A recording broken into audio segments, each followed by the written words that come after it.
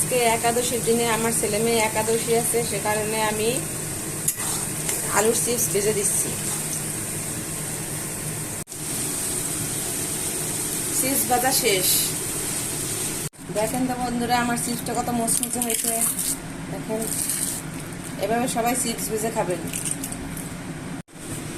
আজকে আমি French fry করব। প্রথমে আলুটাকে একটু লবণ দিয়ে সেদ্ধ করে নিয়েছি। তারপর এখন তেল গরম হয়ে গেছে, আমি এখন তেলে ছেড়ে দিব।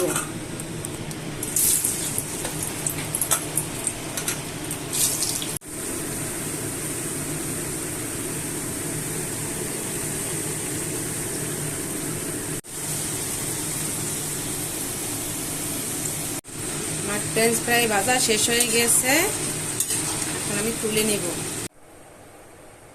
দেখুন কত সুন্দর হয়েছে আমার ফ্রেঞ্চ ফ্রাইগুলা, খেতেও মজা হয়েছে।